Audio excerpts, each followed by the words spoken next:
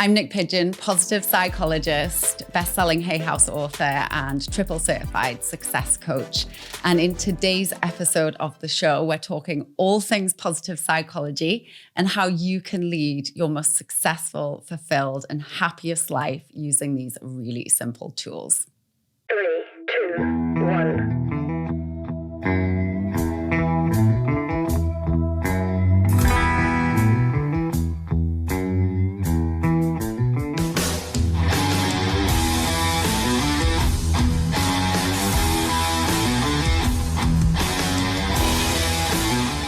Niyc, welcome to the show. Thanks for having me. My pleasure. And I just want to pick your brain real quick. You just are on the tail end of a phenomenal weekend. You're live in-person mastermind group, VIP, all the things. And I know you guys were doing a lot of the personal development, the physical development things that I love to do in my free time. But what was it like to have everybody here together live and in person for the first time in a long time? It was amazing. So I actually joked, but I wasn't joking at the start of that experience. And I was like, ladies, I am so happy that you guys are here. And actually, we don't need to do anything for this whole retreat now because it's an accomplishment, even just getting back together in person. So it was 2 years since we'd been together and just being able to hug your clients and reflect on everything that everyone's done just felt super, super special. What is the, I'll say, necessity to doing something like that? Because there are a lot of people listening that are in the professional development space. They're coaches, and we all can do a lot of things online. But why did you choose to kind of add this in person, something extra? It's a good question because I'm actually an introvert. Like you would never know it, but I love being able to shut the door and just have quiet time and alone time. But I think when we've been in lockdown and we've been in isolation, or even before that, it's very different, the depth of like bonding and communication and experience you can have when you do it in person. I mean, that's why we're here today doing this in person, for example. Absolutely. Yeah. And digital is great. And I think that we all have the opportunity to set up our businesses in the way that feels right for us.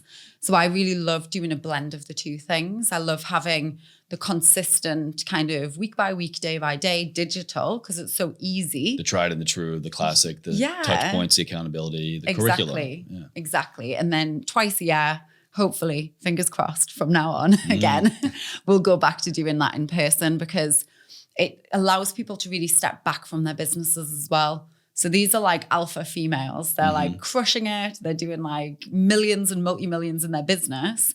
They have teams, they have kids. They're like super women. So for them to be able to get on a plane, peace out and say, I'm going to go and do this for myself now. Yeah. And you all did a lot. I don't know what you did, with your curriculum, but what I saw was you helped them take care of their minds and their bodies, quite literally, physiologically.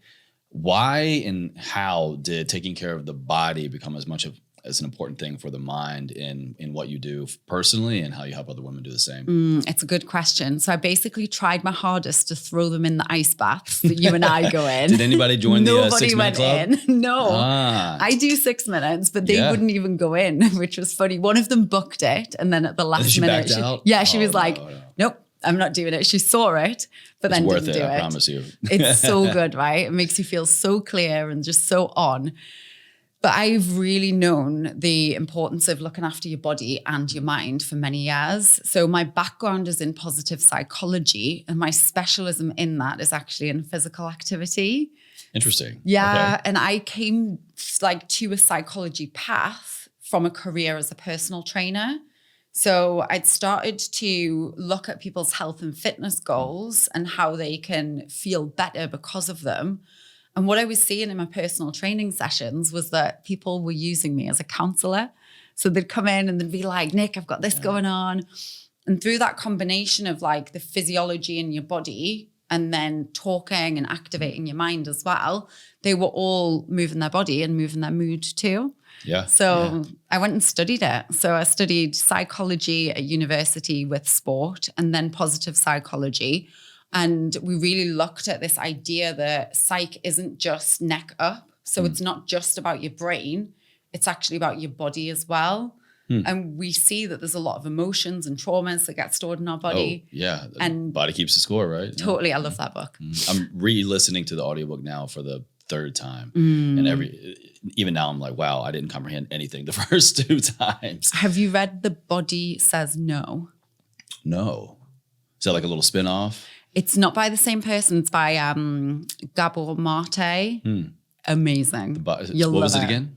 When the Body Says No. Wow. Okay. So you not only brought me a book physically, but you're giving me another one to work on. Okay. All right. I'll take it. As you were talking about that, it really, in my head, I was just, yes, because that in my background as a clinical health coach, that was exactly what I would kind of realize too. The secret sauce was always 2 parts. It was the inception model, whatever change we were there to work on, whatever the goal was.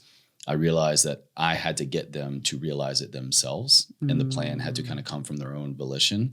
But I was the one kind of navigating them to get there. Have you ever seen the movie Inception?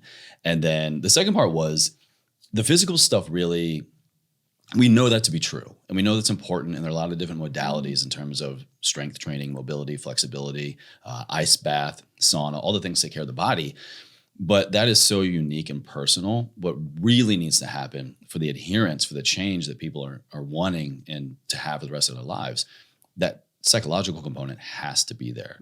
And it's like fitness is the gateway drug, right? We finally kind of only realize this after we go through the change physically, and we realize, no, wait, there's a lot more going on up in my head and my heart that needs and I want to address. And it's interesting because I've kind of seen it come full circle. So I've seen this like wave in the coaching industry where, I mean, like 7-8 years ago, everyone was talking about just go and work on your mindset, like have a morning ritual. And now I see that the conversation is much more around embodiment and integration. 100%. Absolutely. And it's like, how can you get out of the intellect and how can you get further into the like the feeling and the knowing and the grounding and actually being able to feel your goals and embody them and embody your next level of success rather than just trying to logic your way through all of the time. So we see this idea of like the body and the mind come through in so many different ways. Even in that book, it's separated into, I don't think you knew this, your body, your mind, and your spirit. Here we go. It tackles Beautiful. 3 areas of positive psychology within one place. And what I see happening is a lot of women entrepreneurs or entrepreneurs in general, like take the Gary Vee approach, hustle hard, like just crush it, work 24/7. all hours. Yeah. Exactly. And it's great up until a point. Like I'm a big advocate for working hard, but not to the detriment of your body. Like I got burned out after the first 5 years in business. I was going to say, are you speaking from personal experience there? 100%. Like I think as well, you become a victim of your own joy because you love what you do so much that it doesn't feel like work. So you end up just getting on this like treadmill of I'm just going to do more and create more and I love it, but you don't love it so much that you need to put yourself into an early grave because of it. So a lot of what I now teach is how you can have success and have really strong personal systems and personal boundaries too, to actually provide a scaffolding inside of yourself and inside of your day so that you can feel awesome whilst also being able to propel yourself forwards and get the money, get the success, get the stages, whatever it is that you want. Don't be a victim of your own joy. I love that. I love that. I can relate to, I had my first bout of real burnout earlier this year. And it was physical, mental, emotional, spiritual. It was everything. I was doing just that. I was definitely becoming a victim of my own joy. Just go, work, not prioritizing all the things that I know that I should be prioritizing to maintain tranquility, peace, to not, just keep burning the candle at both ends. And it happened whether I wanted it to or not. And that's for sure. It's always a gift, like whether it happens or it doesn't happen, like everything's perfection, because I'm sure you and I learned a million different lessons from that. At least. Yeah. At least, yeah. So you're able to find the gold within the challenging times. And that's something from positive psychology that we teach and we know. It's not just about being positive, or it's not just about the affirmations or forcing yourself to be happy all of the time and Fake repressing. it till you make it. Yeah, it's like all of life's experience is so beautiful, and it's all for our learning and all for our growth. Well, can you walk us through a little bit of what exactly do you mean when you say positive psychology? How do you define that? What is the experience and what are the outcomes? Well, it was the weird thing to study when I was at university. Everyone was like, what on earth are you doing? That's so strange. But it feels like now it's very mainstream, but maybe I just think it's mainstream because I live it every day. It's what you see, what you live, eat, and breathe. Yeah. But even now, like people like, we've been featured in Goop, we've been featured in Forbes talking about positive psychology. Wow, amazing, congrats. So that feels very special, and it feels like people are starting to really listen up. It's the science of success, and it's the science and the evidence-based study of why individuals, communities, and businesses thrive. So I think of it as like this umbrella that we have that goes over everything. So you can flourish with your health, financially, you can flourish in relationships. And there's some really, really key theories, frameworks, and proven systems that can help you get there. And what's amazing is, whilst it's a science and it's research-based, and these amazing researchers have been working away for years doing PhDs and studies, when they give us the tools, they're really simple to use. Oh, we love to hear that. Science is great, but usually application of science, that's when we're like, too many steps, too many things, and the friction comes up, and then therefore the adherence doesn't happen, right? Yeah, and it's easy. It's really easy. I think maybe the limit or the challenge with positive psychology is the integration when it comes to things like coaching. So a lot of the tools that they give in the science is like, practice 3 good things and you'll be grateful, or go and write a letter to someone that you've never properly thanked, or go and write a letter of forgiveness to yourself or to someone else. Those things conceptually and practically, you can understand, okay, I can sit here and I can do this and I'm going to feel better because of it. When it comes to actually integrating it, like with your clients or with my clients, we sometimes see a challenge with the follow-up.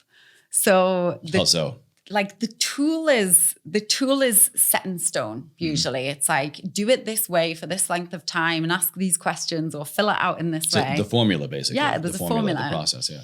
But imagine you've got a 60-minute coaching session, or you go in to teach on stage and then you've got the rest of the session to fill.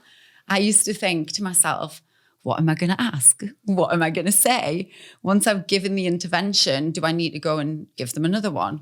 So what we've found is that actually it's in the follow-up and the intuitive coaching and the powerful questions and the ability to integrate it into people's lives. I was just going to say integration comes to mind. Yeah. So how can they then take it and use it? And what have they learned from actually doing the intervention? Yeah. I'm sure it kind of takes you back to your old trainer days of every trainer, every coach, I'm sure has said this. What about the other 23 hours? When you're only with that client, that person for 1 hour, typically you're there, you're present, they're present, you're doing the work, they're following the steps, you're executing. But then that's all well and good, but most likely their success is not going to come if it stops when they walk out of the door. Yeah. If there's no integration afterwards. And that's the tricky part, right? So how have you found through positive psychology the integration component to actually work? Because once people step away from a session, typically kind of, show's over, brain's off. We're not really staying engaged as much as we might like to. I think it comes down to have you read here we go with my book recommendations again. I'm gonna have to get my Amazon wish list out. Just fill it in. All right. Have you read The Slight Edge? No, but I'm familiar with the title. Okay. That's an amazing book about the power of small decisions that compound over time. That concept is really how positive psychology works. It's not about just showing up and doing one exercise or intervention once. It's about the small micro choices that you can make in a moment that then compound over time. So it's really understanding that you don't just have the power to change your mindset or your well-being in a month, like the book says, but you have the power to be able to change it in a moment. And I think when you get comfortable with that and you start to reach for like, what is the small micro tool I can use right now to create a micro shift or a massive shift, then people start to really see like, oh, it doesn't have to be hard. It doesn't have to be a 12-week plan, or it doesn't have to be, I want to get this big result over here. It can actually be, I just want to do something small right now to help me feel a little bit better or a lot better. And I'm going to continue to do that. So we look at how you can actually build it into your day. So could you do it before you get on a call with a client? Could you do it at the start of the day, the end of the day, every time you walk through a door frame? What is it going to be that is the anchor for you, where it's if this, then that. So if I am brushing my teeth, I am going to be grateful, those type of things. Kind of reminds me, here we go, another book. It's like kind of like habit stacking from James Clear's Atomic Habits. It's that's a little bit more of solidifying something around what you're trying to do as a new habit or a new success marker, or just, make something a little bit better. It's kind of like padding it with, other positive behaviors. But I'm hearing in that, or at least what I kind of think of is mindfulness and being really, really present. Is that kind of the foundation of this, is also teaching people, getting us all to be more present so that we can actually have this integration conversation? Yeah, for sure. You're so right. Because it's about, we talk about time perspective in the science. So we talk about there's benefits in stretching happiness in terms of reflecting on past Stretching memories. Happiness. I like it. Okay, all right. So like, what is it that you remember that brought you joy? When did you feel like you were crushing it or you were in a flow state? What was going on then? And how can we replicate that now in order to create it again? So that would be a past positive. Kind of like recreating conditions. Okay. Yeah, exactly. Then you've got future positive. So how can you generate more hope and more optimism by thinking about your best possible self in the future? So that's another example of an intervention. And then, yes, a lot of them do bring you into the present. So with ruminating on something bad or ruminating on something that's happened in the past that you don't have any control of can be destructive. And worrying about something that might happen in the future can be destructive. So we talk about really getting into the moment, and it might be through connecting with your physiology. So through the breath, or through just starting to count the number of steps you're taking, anything to bring you back into the now. And then if there is something that's coming up for you that is a worry or is stressful, I say name it, claim it, and choose to move through it. All right. I like that. There's a lot of energy that gets lost by not addressing things or not putting your attention on them. So let's say something's worrying you about next week. Rather than just having it here in your consciousness and like, oh, something bad's going to happen, or what if I can't pay the bills, or I'm worried about that conversation I've got to have at work. What about actually getting out a piece of paper and writing down and asking yourself, what is the actual fear here? What am I actually scared of? What is being stirred up? Yeah, like outside of the actual event. Let's get real. Let's get real. What is the fear? What's like the worst thing that can happen? And then what part of this is in your control and what is not in your control? Let go of the part that's not in your control, and then choose to take a small positive step in the right direction for the thing that you can control. You literally reclaim all of your power and energy back, and you can start to navigate that in a much more productive way. But isn't that the easier said than done part of this, is to control the controllables, right? To only focus on and try to work towards and work on the things that are within your control. I remember years ago really struggling with that. And I think a lot of people do now as well, because it's like, well, what is really within my control? And a lot of us want to jump to, well, if I'm going to take, kind of going like the more extreme route of, well, all of this is in my control. I can or should be able to control all these things, versus getting really realistic with what is within kind of your dominion, so to speak. So how would you walk someone through getting clear on, this is in my control and this is without my control? It's an interesting question, because my go-to is always feeling good first. So what you are in control of is the way that you feel. So interesting. I remember it was what year are we in now? So I remember it was like, who It doesn't knows? matter anymore. Time's irrelevant. Exactly. So I think it was like 2018. I remember on the 1st of January, when everyone's usually like so gung-ho and like, yeah, new year, new me.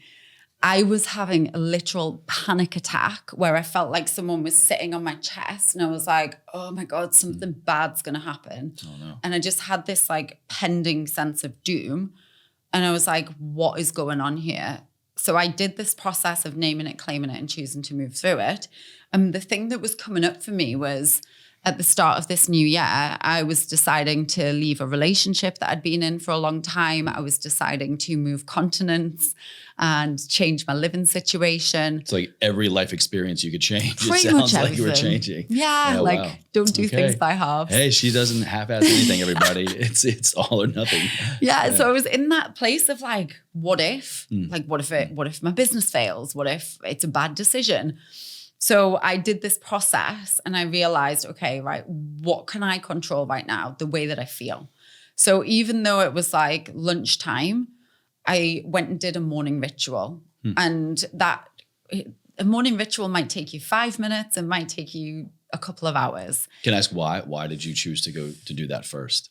Because I knew that when I shifted the way that I felt inside of myself and I shifted my state and I shifted my vibration and my emotions, then I would feel better and be able to make choices and decisions from a more informed, clear place. And that makes sense because you're shifting to a more familiar state of mind. And I'm like, anybody who has a morning routine, that's known, that's true. That's usually cool, calm, relaxed, getting started into the day.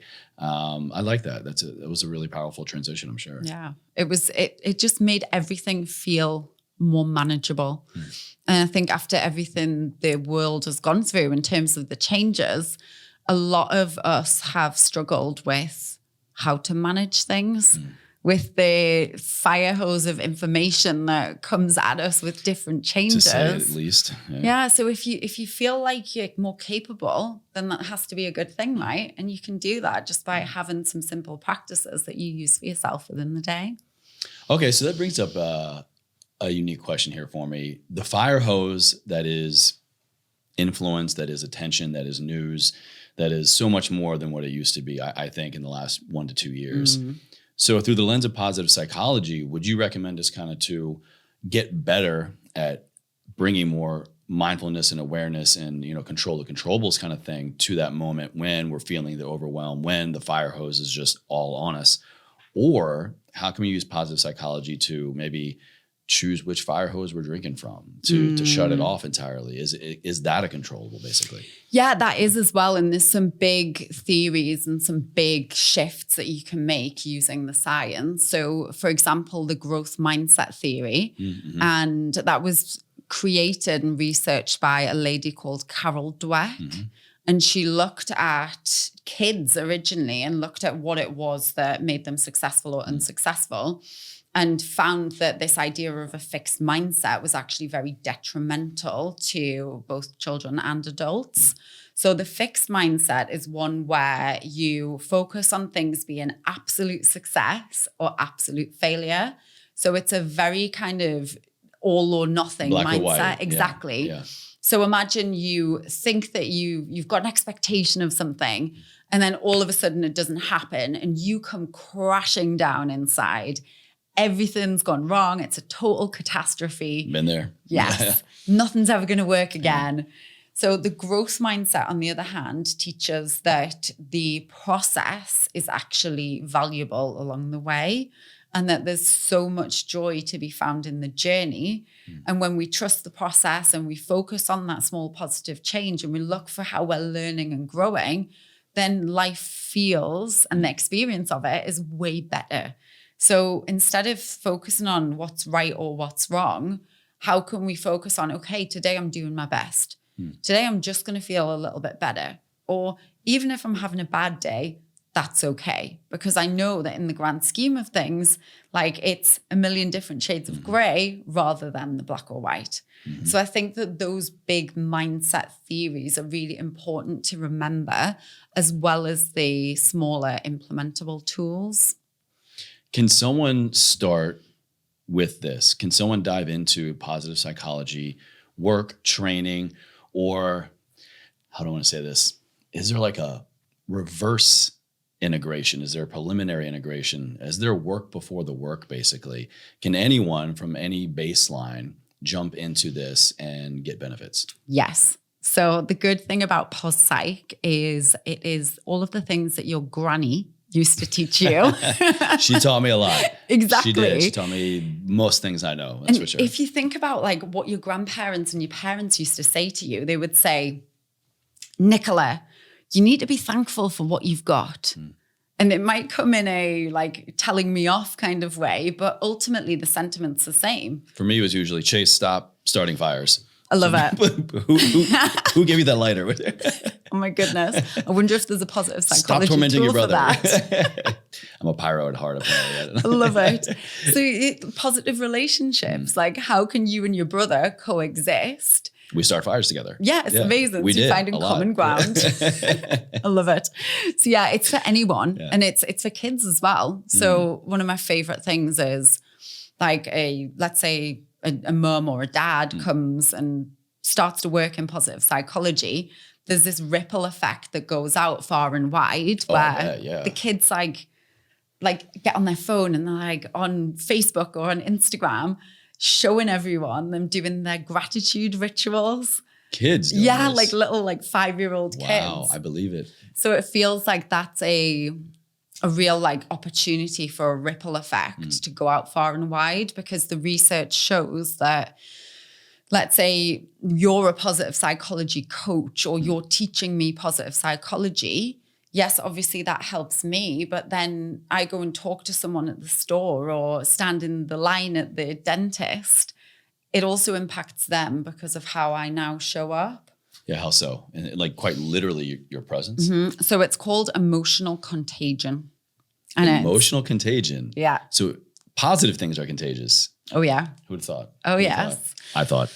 So emotional contagion is the idea that, just like someone smile, like a really basic example, someone smiles at you in the street and you're like, oh, it's a great day. Yeah. So those little things. Got a good vibe. Yeah, exactly. So like good vibes are catching and there's actually science and evidence to prove it. Can you point us to some resources or shine a light there? I mean, because this stuff is just, I think anyone would agree that yes, when you do it, it's very real, it's very tangible, but the explanation oftentimes is the tricky part. So what does the science have to say about this? So one of the theories is, again, these are like just like growth mindset, they're kind of like core fundamentals of the science. So Barbara Fredrickson, another researcher, she started her research into positive emotions with teams. And she was looking at what high-performing teams were doing in their conversations and the way that they were like structuring their days and their meetings. And how they would interact with each other. Exactly. Okay. Yeah. And high-performing teams had more positive communications and emotions than lower-performing teams. And what she found was that you need 3 positive emotions for every 1 negative emotion. There's literally a formula for this too? There's a formula. Wow. Okay. And if you are married, it's more like between 5 and 11 positive emotions.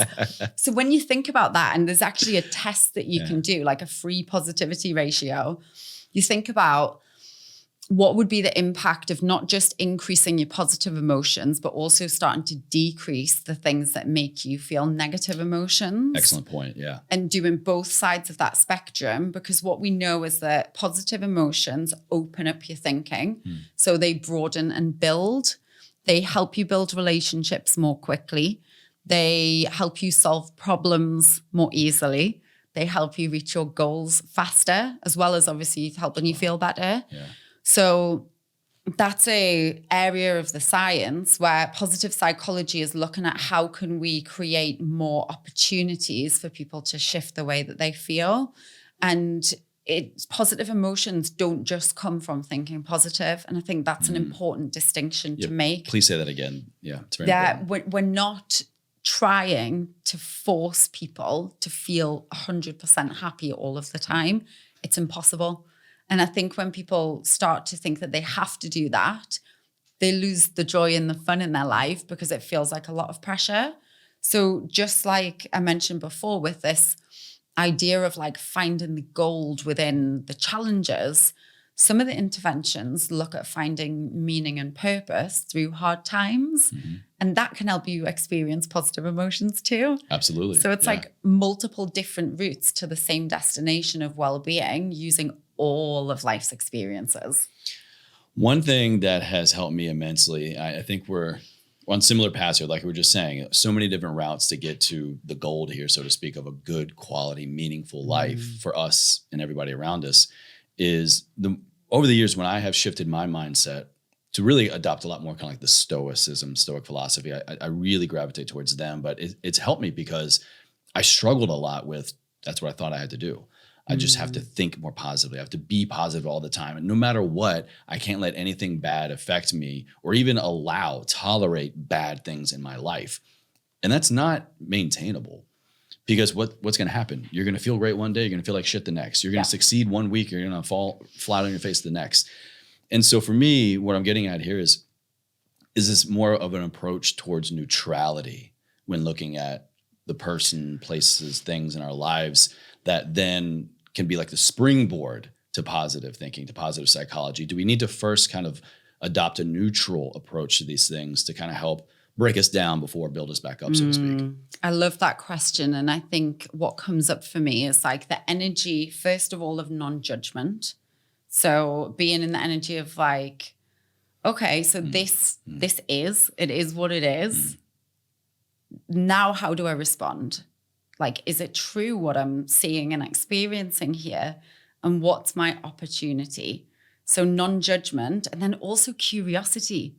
Curiosity is amazing. And just being like, oh, like this is fascinating that this experience is coming up right now. I think that gets restricted by a lot of us when we're trying to lean towards good and bad, right and wrong.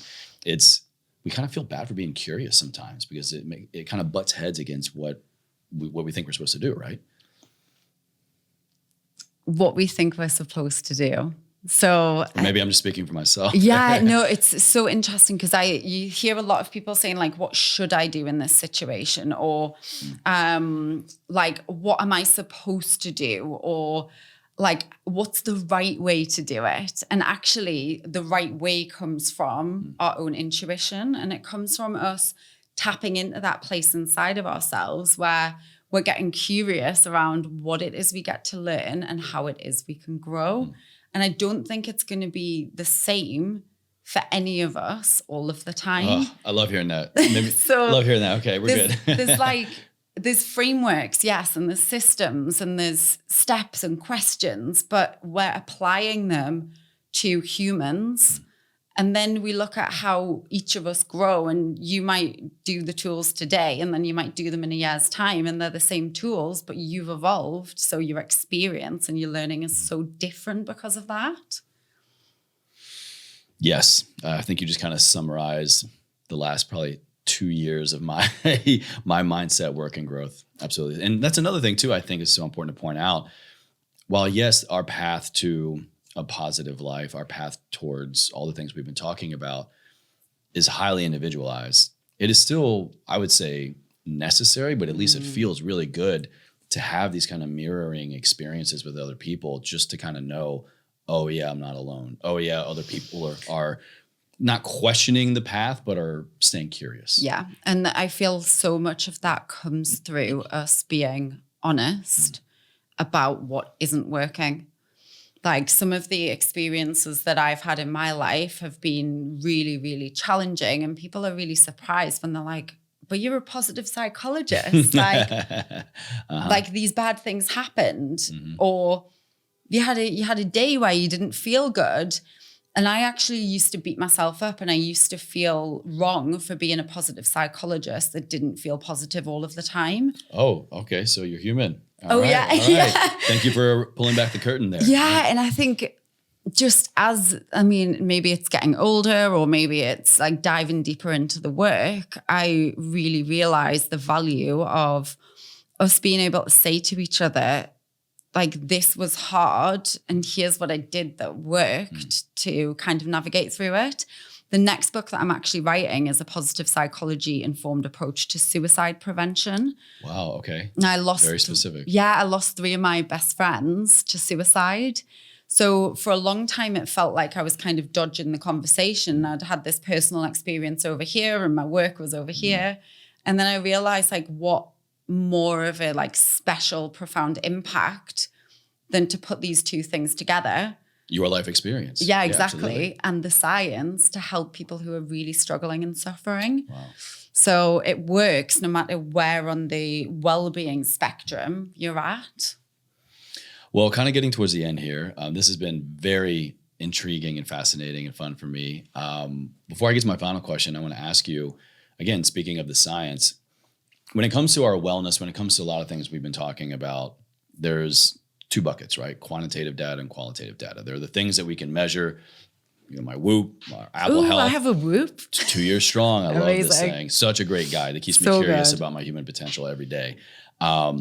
So that's the quantitative part, right? There are things that we can use to get direct feedback, to measure biomarkers, to measure even, brain waves, mood. There's a qualitative aspect, and that's quite literally, yeah, that's great, but how do I feel? What choice do I want to make based on kind of my own intuition and hopefully the practices I've instilled through such work as positive psychology? Where are we going with the future? Is it more of an integration of quantitative and qualitative? Is the science showing us more what's going on physically that kind of acknowledges and honors the qualitative sensation? Or should we be looking more at like how we feel and letting that kind of guide and direct the science? I think it's always going to be both. And I think like subjective experience, like it's going to feel and land differently for everyone. So one of the things in positive psychology is it teaches us that we have this genetic set point for happiness. So Really? Yeah. I've heard set point for a lot of things when it comes to being human, but for happiness. Yeah, for happiness. Interesting. And they say, obviously there's epigenetics as well. So Sure, your yeah. environment can influence and then influence for generations to come, which is where the science gets to combine with the genetics and really allow us to shift it over time. So I think that there's an opportunity for both because another thing that I'm so interested in is this idea of what's called a complex adaptive system. So when I wrote my first thesis in university, I wrote about this idea, and it's about the phenomenon that when you add you and me, so it's 1 + 1, that should equal 2, right? But it doesn't. So 1 + 1 equals all of you and all like everybody behind you versus everybody behind me. Exactly. Yeah. And the combination and the crazy interaction between whatever alchemy goes on to produce growth and a result in an ever expanding universe. So that's what I'm so curious about is, yes, there's the tools, but there's something else that's going on that is the combination and the integration of the tools, the spirituality, the science, the success, the environment, the ancestry that is supporting our human evolution in this space. It's almost like we have to account for an anomaly, and the anomaly being the human experience. Yeah, and you never know. It kind of brings up another book that I read earlier this year. It was called Countdown, and it was actually all about, particularly it was about how male fertility is on the rapid decline, but also talked about female fertility, and just it went way more than just here's the science of reduced sperm count, of reduced births. It got into the psychology aspect, and there was studies in there showing about how people with clinical diagnosed severe depression, particularly women, PTSD, depression, or rape victims, or there was even one study, an example of these women, these grandmothers that went through the Holocaust, that there's generational trauma that they can almost directly show as causation to, because your grandmother, it's two generations, I think, if they suffer a major traumatic event of physical, or not a physical one, an emotional or whatever, it actually makes you less fertile. And so they were seeing that passed down. So like if your grandmother or even great grandmother suffered this, God forbid she was a rape victim, or just, PTSD or severe depression, that imprints on her to be passed down to you. Wow. And so, I mean, there's the aspect of of mood and mindset and just our psychological state directly imprinting on our physiological state. It's amazing, isn't it? Fascinating. Yeah. So it sounds like I got some books to read from you and you got some books to read from me. That one. Well, all of this kind of brings me to my final question that I ask everybody. And the premise of Everforward Radio is to have conversations with people like yourself that are experts in these fields, but to help us kind of pull something unique out of it and to just bring awareness into one area of our life that can propel us forward, to live a life ever forward, I say. So when you hear those two words, what does that mean to you? Through the lens of positive psychology, how do you, Nick, live a life ever forward? I feel like it's always operating at your edge. And that is in positive psychology. It's the understanding and the trusting that even though it feels like it's hard or uncomfortable, that's always going to be okay. Because when you're armed with the tools to maintain your well-being, no matter what goes on in the world or no matter what goes on in your life, you'll know that you will be able to move ever forward no matter what. I love that. I always say the follow-up is there's never a right or a wrong answer. Just like we were saying earlier, there's no right or wrong here. But as soon as you were saying that, I got this immediate picture of we're out literally on the edge of life, rock climbing or whatever. And just think about how scared or nervous everybody's going to be in that experience. But if you got a pack full of everything you need to safely and successfully climb that rock, to cross that whatever, versus you're showing up with just, t-shirt and shorts, good luck to you. I love that analogy. Yeah. We'll have to get some. Actually, I have an Everforward backpack right there. We'll have to, oh my God, I love it. We'll have to stash it with all the books. My positive psychology tools into your backpack and we'll be done. Yeah. Well, Nick, please, we're going to have everything down in the show notes for everybody to check you out, the book, your content, your work through positive psychology. But where can they go right now to learn more about you? NiycPidgeon.com. And that's NIYC. NIYC, right? Yeah. You'll probably never get it right. But that's why you got to click the link, everybody. We got it down in the show notes. And then I just love hanging out on Instagram. So I just love voice note in there and it just feels super, super personal and super nice. You are personal on Instagram. I can attest to that. So thank you so much. Thank you. All right.